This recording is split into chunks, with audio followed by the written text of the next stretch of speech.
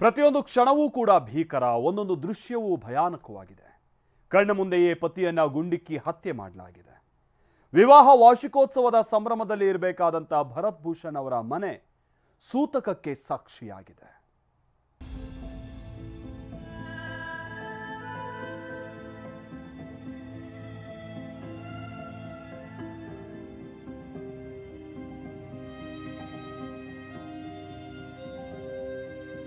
ಕಣ್ಣೀರು, ಬರೀ ಕಣ್ಣೀರು. ವಿವಾಹ ವಾರ್ಷಿಕೋತ್ಸವ ಸಂಭ್ರಮವಿರಬೇಕಾದ ಮನೆಯಲ್ಲೀಗ ಸೂತಕ ಆವರಿಸಿದೆ. ಅಪ್ಪ ಅಪ್ಪ ಅಂತ ಕರೆಯುತ್ತಿದ್ದ 3 ವರ್ಷದ ಪುಟ್ಟ ಕಂದನ ಮುಂದೆಯೇ ಉಗ್ರರು ಪತಿಯನ್ನ ಕೊಂದು ಹಾಕಿದ್ರು. ಕಣ್ಮುಚ್ಚಿ ಬಿಡೋದ್ರೊಳಗೆ ದುರಂತ ನಡೆದು ಹೋಗಿತ್ತು. ರಣಹೇಡಿ ಉಗ್ರರ ಅಟ್ಟಹಾಸವನ್ನ ಕಣ್ಣಾರೆ ಕಂಡ ಭರತ್ ಭೂಷಣ್ ಪತ್ನಿ ಇದೀಗ ಆ ಕರಾಳ ಕಾಶ್ಮೀರದ ಉಗ್ರರ ಭಯಾನಕ ಸತ್ಯವನ್ನ ಬಿಚ್ಚಿಟ್ಟಿದ್ದಾರೆ. ನಾವು ಬಚ್ಚಿಟ್ಕೊಂಡಿದ್ದ ನಮ್ಮ ಪಕ್ಕದಲ್ಲಿ ನಮ್ಮ ಟೆಂಟ್ ಹತ್ರ ಬರ್ತಿದ್ದಾಗ ಅಲ್ಲಿ ಹಿಂದಿದವರು ಇನ್ನೊಬ್ರು ಕಪಲ್ಸ್ ಇದ್ರು. ಅವ್ರಿಗೂ ಅದೇ ಥರ ಮಾತನಾಡಿಸಿ ತಲೆಗೆ ಹೊಡೆದ. ಆಮೇಲೆ ನಮ್ಮ ಹತ್ರ ಬಂದ ನಾನು ನನ್ನ ಮಗುನ ಬಚ್ಚಿಟ್ಕೊಂಡು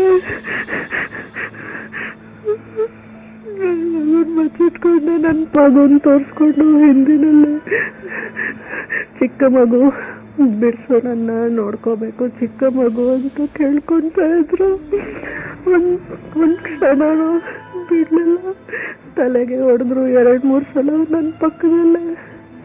ನಾನು ನನ್ನ ಮಗು ನೋಡ್ಬಿಟ್ವಿ, ಹೊಡೆದ್ಬಿಟ್ಟು ಹೋದ ಅವನು.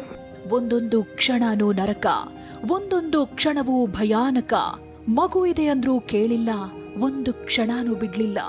3 ವರ್ಷದ ಕಂದ ಪತ್ನಿಯ ಎದುರು ಭರತ್ ಭೂಷಣ್ ಮೇಲೆ ಪಾಪಿಗಳು ಅಟ್ಟಹಾಸ ಮೆರೆದಿದ್ರು. 1, 2, 3 ಅಂತ ಗುಂಡು ಹೊಡೆದು ಉಸಿರು ನಿಲ್ಲಿಸಿ ಬಿಟ್ಟಿದ್ರು ರಕ್ಕಸರು. ಬಾಳಿನುದ್ದಕ್ಕೂ ಜೊತೆಯಾಗಿ ಬಾಳುವ ಕನಸು ಹೊತ್ತು ಕಾಶ್ಮೀರಕ್ಕೆ ತೆರಳಿದ್ದ ಸುಜಾತಾಗೆ ತನ್ನ ಗಂಡ ನನ್ನ ಕಣ್ಣೆದುರೇ ಅದು ಈ ರೀತಿ ಸಾವನ್ನಪ್ತಾರೆ ಅನ್ನೋದನ್ನ ಕನಸು ಮನಸ್ಸಿನಲ್ಲೂ ಊಹಿಸಿರಲಿಲ್ಲ.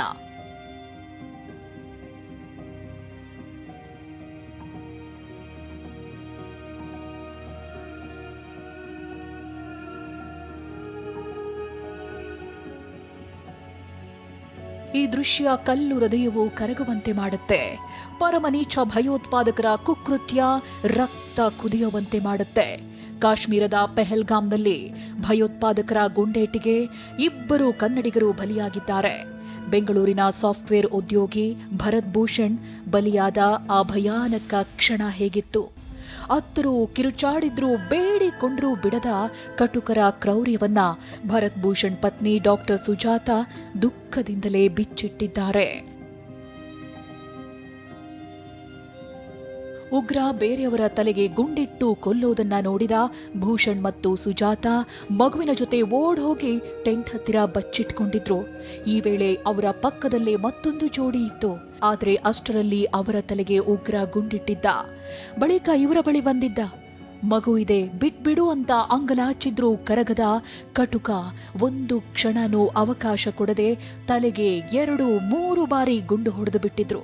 ಪತ್ನಿ ಮತ್ತು ಮಗನ ಕಣ್ಣ ಮುಂದೆಯೇ ಭೂಷಣ್ ಪ್ರಾಣ ಬಿಟ್ಟಿದ್ರು. ಆ ಕ್ಷಣಕ್ಕೆ ಸುಜಾತಾಗೆ ಏನಂದ್ರೆ ಏನೂ ತೋಚಲಿಲ್ಲ. ಒಂದ್ ಕಡೆ ಪತಿ ಶವವಾಗಿ ಬಿದ್ದಿದ್ದಾರೆ, ಮತ್ತೊಂದ್ ಕಡೆ ಮಗ ಇದ್ದಾನೆ.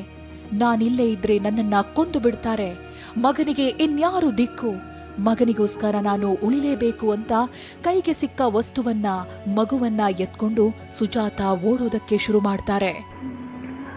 ಅವಕಾಶನೇ ಇರಲಿಲ್ಲ. ಒಂದು ಸ್ವಲ್ಪನೂ ಹಾಗೆ ಬಿದ್ದೋದ್ರು ನಮ್ಮ ಹಸ್ಬೆಂಡ್. ಆಮೇಲೆ ಅವನು ಇನ್ನೊಂದು ಕಡೆ ಹೋಗ್ತಿದ್ದಾಗ ನನ್ನ ಪಕ್ಕದಲ್ಲಿದ್ದವರು ಓಡೋಗಕ್ಕೆ ಶುರು ಆದರು. ಇದೇ ನನಗೆ ಅವಕಾಶ ನನ್ನ ಮಗನ ಕಾಪಾಡ್ಸೋಕ್ಕೆ ಅಂತ. ಅವರು ಪ್ಯಾಂಟ್ಸಲ್ಲಿದ್ದು ವಾಲೆಟ್, ಆಮೇಲೆ ಅದೊಂದೇ ಫೋನು BSNL ಪೋಸ್ಟ್ ಪೇಡ್ ಇತ್ತು. ಆ ಫೋನ್ನು ಎತ್ಕೊಂಡು ಆ ಕಡೆ ಬೆಂಚಲ್ಲಿ ನನ್ನ ಬ್ಯಾಗ್ ಅವ್ರ ಬ್ಯಾಗ್ ಇತ್ತು ಎಲ್ಲ ಎತ್ಕೊಂಡು ಓಡಿದೆ. ಮಗುನ ಎತ್ಕೊಂಡು ಏನಾದ್ರು ನನ್ನ ಕಳಿಸ್ಬಿಟ್ರು ನನ್ನ ಮಗು ಒಬ್ಬನೇ ಇರ್ತಾನ ಪೈತಾನದಲ್ಲಿ ಏನು ಮಾಡಿಬಿಡ್ತಾರೋ ಅಂತ ಎತ್ಕೊಂಡು ಓಡೋದೆ. ಇದ್ದಿದ್ದು ಕುದುರೆಗಳೆಲ್ಲ ಓಡೋಗಿತ್ತು. ಅಲ್ಲಿಂದ ಅಷ್ಟು ದೂರ ನನ್ನ ನಿಧಾನಕ್ಕೆ ಇಳಿದು ಬರ್ತಾ ಇದ್ದೆ. ಹಿಂದ್ಗಡೆ ಏನಾರನ್ನು ಅಟ್ಟಿಸ್ಕೊಂಡು ಬರ್ತಾ ಇದಾರೆ ಅಂತ. ನನ್ನ ಹಿಂದ್ಗಡೆ ಇನ್ನೂ ಶಾರ್ಟ್ಸ್ ಕೇಳಿಸ್ತಾನೆ ಇತ್ತು. ಭಯಾನಕ, ಅಕ್ಷರಶಃ ಭಯಾನಕ. ಕುದುರೆಗಳೆಲ್ಲ ಉಗ್ರರ ಅಟ್ಟಹಾಸಕ್ಕೆ ಓಡಿ ಹೋಗಿದ್ವು. ಗುಂಡಿನ ಮೊರೆತ ಇನ್ನೂ ಕೇಳ್ತಾನೇ ಇತ್ತು. ಜೀವದ ಹಂಗು ತೊರೆದು ಮಗನಿಗಾಗಿ ಬೆಟ್ಟ ಗುಡ್ಡ ಕಣಿವೆ ಅಂತಾನೂ ನೋಡದೆ ಸುಜಾತ ಓಡೋಡಿ ಪ್ರಾಣ ಉಳಿಸಿಕೊಂಡಿದ್ರು. ಇನ್ನು ಭಯಾನಕ ಅಂದ್ರೆ ಸುಜಾತ ಅವರು ಓಡ್ತಿದ್ದ ಜಾಗದಲ್ಲಿ ಇವರಂತೆ ಪ್ರವಾಸಕ್ಕೆ ಬಂದಿದ್ದ ಪ್ರವಾಸಿಗರ ಶವಗಳು ಬಿದ್ದಿದ್ವು. ನಾನು ನಡೆದಿದ್ದ ಜಾಗ ಎಲ್ಲ ಎಷ್ಟು ಶವಗಳು ಬಿದ್ದಿತ್ತು. ಪ್ರತಿಯೊಬ್ಬರಿಗೂ ತಲೆಯಲ್ಲೇ ಶಾರ್ಟ್ಸ್ ಹೊಡ್ತಿದ್ರು.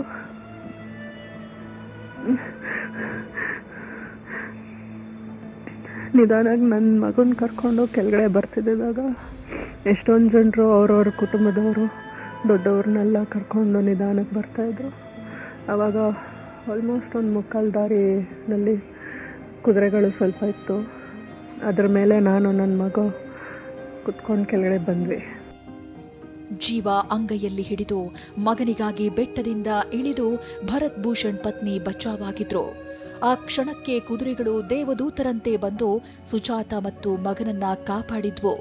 ಮಗು ಇದೆ, ನೋಡ್ಕೋಬೇಕು ಅಂತ ಗೋಗರೆದ್ರೂ ಬಿಡದೆ ರಕ್ಕಸರು ನೆತ್ತರೋ ಕುಳಿ ಹರಿಸಿದ್ದಾರೆ. ಮಿನಿ ಸ್ವಿಟ್ಜರ್ಲ್ಯಾಂಡ್ನಲ್ಲಿ ಮಾರಣ ಹೋಮವನ್ನೇ ಮಾಡಿದ ಈ ಕಟುಕರಿಗೆ ಕ್ಷಮೆ ಇದೆಯಾ?